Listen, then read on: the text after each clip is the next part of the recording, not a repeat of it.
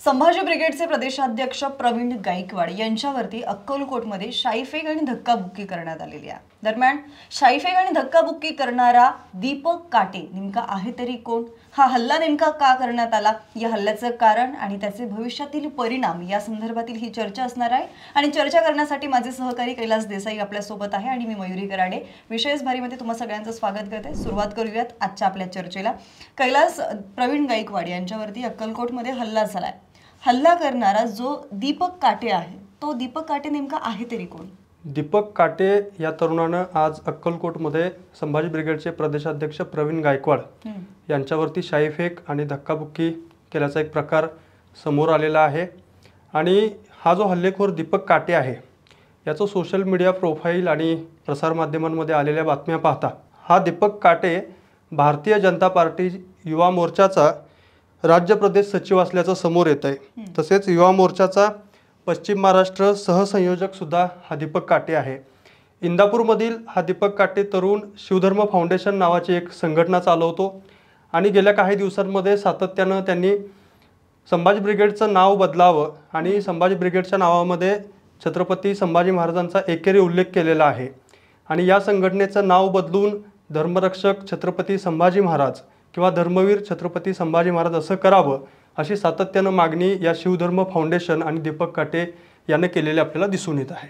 हा हल्ला जो झालेला आहे तो हल्ला नेमका प्रसिद्धीसाठी केला गेलेला स्टंट आहे का? काय वाटतं याबद्दल?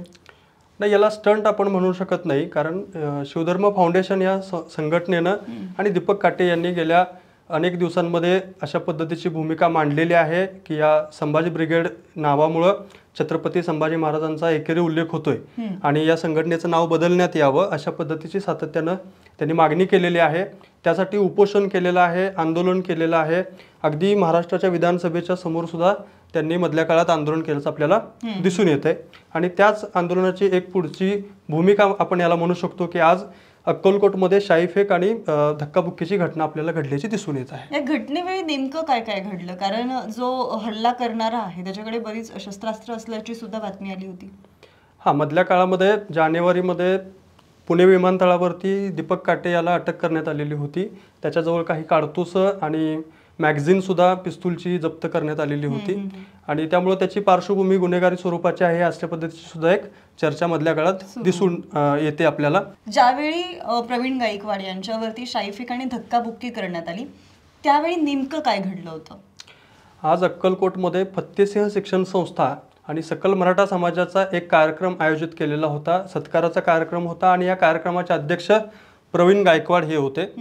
आणि या कार्यक्रमासाठी ते येत असताना कार्यक्रमाच्या प्रवेशद्वाराच्या नजीकच दीपक काटे आणि त्यांच्या 2-3 सहकाऱ्यांनी त्यांना त्यांच्या अंगावरती शाईच्या बाटल्या ओतल्या आणि त्यांना धक्काबुक्की करण्याचा प्रयत्न झाला। अगदी ते गाडीत बसत असताना सुद्धा गाडीवरती सुद्धा त्यांनी हल्ला करण्याचा प्रयत्न केल्याचं आपल्याला त्या ठिकाणी दिसून येत आहे। अच्छा, भरपूर गर्दी जमली होती तिथे। जर आपण व्हिडिओमध्ये बघितलं तर अनेक लोक हल्ला करताना दिसत होते। केवळ दीपक काटे एकटाच होता का?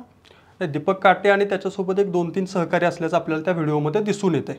आता पोलीस तपासामध्ये ते समोर येईल आणि पोलिसांनी सुद्धा या दीपक काटे आणि त्याच्या काही सहकाऱ्यांना अटक केल्याची माहिती आता समोर येत आहे। या हल्ल्यानंतर संभाजी ब्रिगेडनं काही भूमिका स्पष्ट केली आहे का? अद्याप संभाजी ब्रिगेड या संघटनेची अधिकृत भूमिका कुठली समोर आलेली नाही। या संघटनेच्या पदाधिकाऱ्यांशी सुद्धा आपण चर्चा केली, मात्र अधिकृत भूमिका सांगायला त्यांनी अद्यापही नकार दिलाय। कदाचित त्यांची उद्या एक बैठक असल्याचं आपल्याला समजतंय आणि उद्या ते आपल्याला या संदर्भातली भूमिका कळवतील असं सांगण्यात आलेलं आहे। आता हल्ला झालेला आहे, मात्र या हल्ल्याचे भविष्यात काही परिणाम दिसतील का? काय वाटतं? संभाजी ब्रिगेड ही अत्यंत आक्रमक संघटना आहे असं मानलं जातं। 1997ला मराठा सेवा संघाची एक युथ विंग म्हणून संभाजी ब्रिगेडची स्थापना करण्यात आलेली होती। पुरुषोत्तम खेडेकर हे मराठा सेवा संघाचे संस्थापक होते आणि नंतरच्या काळात प्रवीण गायकवाड असतील, श्रीमंत कोकाटे असतील, संतोष शिंदे असतील, मनोज आखरे असतील, अशा तरुणांनी ही संघटना पुढे आणली। दीर्घकाळापासून प्रवीण गायकवाड हे या संघटनेचे प्रदेशाध्यक्ष म्हणून काम करत आहेत। नंतरच्या काळामध्ये गेल्या काही वर्षांपूर्वी संभाजी ब्रिगेडमध्ये फूट पडली। एक राजकीय पक्ष म्हणून एक समोर आला आणि एक सामाजिक संघटना संभाजी ब्रिगेड म्हणून कार्यरत आहे आणि या सामाजिक संघटनेचे प्रवीण गायकवाड हे प्रदेशाध्यक्ष आहेत। या संघटनेनं सुरुवातीपासूनच अत्यंत आक्रमक भूमिका घेतल्याचं आपल्याला दिसून येतं। म्हणजे जेम्स लेनचं जे पुस्तक आलेलं होतं शिवाजी महाराजांसंदर्भात जे वादग्रस्त ठरलं त्या पुस्तकानंतर भांडारकर प्राच्यविद्या संस्थेवरती 2004च्या दरम्यान एक हल्ला करण्यात आलेला होता आणि या हल्ल्यानंतर संभाजी ब्रिगेड ही संघटना मोठ्या प्रमाणात नावारूपास आल्याचं आपल्याला दिसून येतं। यासोबतच या संघटनेनं अत्यंत आक्रमक आंदोलनानंतरच्या काळात हाती घेतलेली होती। दादोजी कोंडदेवांचा लाल महालातील पुतळा काढावा यासाठी 2010च्या दरम्यान या संघटनेनं आंदोलन केलं होतं आणि नंतरच्या काळात तो पुतळा सुद्धा काढण्यात आलेला होता। तसेच वाघ्या कुत्र्याचा पुतळा रायगडवरून हटवावा ही सुद्धा या संघटनेची दीर्घकाळापासूनची मागणी होती आणि या संघटनेनं 2012च्या दरम्यान हा पुतळा फोडलेला होता वाघ्या कुत्र्याचा आणि दरीमध्ये टाकलेला होता। अशा पद्धतीची सुद्धा घटना घडलेली होती आणि यानंतर 2017च्या दरम्यान राम गणेश गडकरी राजसन्यास या नाटकामधून राम गणेश गडकरी यांनी छत्रपती संभाजी महाराजांची बदनामी केली आहे। या आरोपातून राम गणेश गडकरींचा छत्रपती संभाजी महाराज उद्यान पुण्यातला हा पुतळा संभाजी ब्रिगेडच्याच काही कार्यकर्त्यांनी फोडलेला होता, तो मुठा नदीमध्ये टाकलेला होता। त्यामुळे या संघटनेची एकंदरीत पार्श्वभूमी पाहता ही संघटना अत्यंत आक्रमक आहे। जहालपणे कृती कार्यक्रम या संघटनेचे आपल्याला दिसून आलेले होते।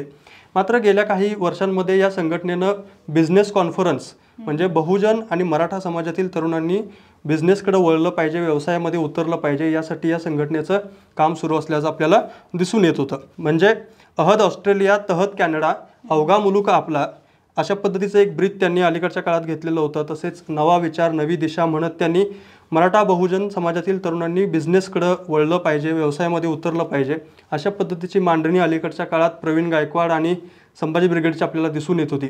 मात्र या हल्ल्यामुळे आजच्या एका बाजूला बिझनेसकडे वळलेली आणि तरुणांनी व्यवसायामध्ये उतरावं अशा पद्धतीचा दृष्टिकोन घेत असलेली ही संघटना आज पुन्हा एकदा मध्यभागी आलेली आहे, सेंटरला आलेली आहे आणि या हल्ल्यामुळं आज प्रवीण गायकवाड यांचं एक स्टेटमेंट आपल्याला दिसून येते की ते म्हटले तसं की संघटनेचा इतिहास सगळ्यांना माहिती आहे, त्यामुळे हा हल्ला ही शेवटाची सुरुवात आहे अशा पद्धतीचं वाक्य त्यांनी वापरलेलं आहे। अशा पद्धतीचं विधान प्रवीण गायकवाड यांचं आलेलं आहे।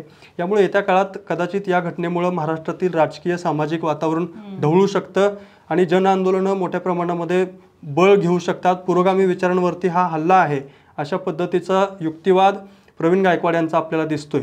तर दुसऱ्या बाजूला शिवधर्म फाउंडेशन ही सुद्धा संस्था अत्यंत आक्रमक असल्याचं आपल्याला दिसून येते आणि संभाजी ब्रिगेड या संघटनेचं नाव बदललंच जावं अशा पद्धतीची आग्रही मागणी दीपक काटे आणि त्यांची ही संघटना करताना दिसून येत आहे। त्यामुळे येत्या काळात महाराष्ट्र शासन याच्यामध्ये काय हस्तक्षेप करतंय का हे आपल्याला पाहावं लागेल, कारण शिवधर्म फाउंडेशन या संघटनेनं सरकारकडेच विनंती केलेली आहे की या संघटनेचं नाव बदललं जावं, यासाठी शासनानं हस्तक्षेप करावा अशी शिवधर्म फाउंडेशनची सुद्धा मागणी आहे।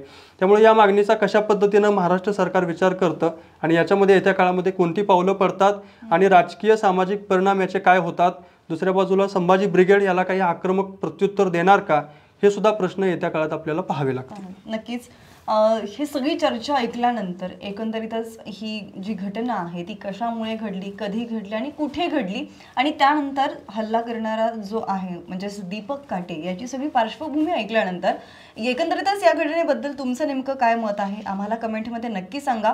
व्हिडिओ आवडला असेल तर व्हिडिओला लाईक करा, शेअर करा, सोबतच आपल्या विश्वासभारीच्या YouTube चॅनलला सबस्क्राईब करायला सुद्धा विसरू नका। धन्यवाद।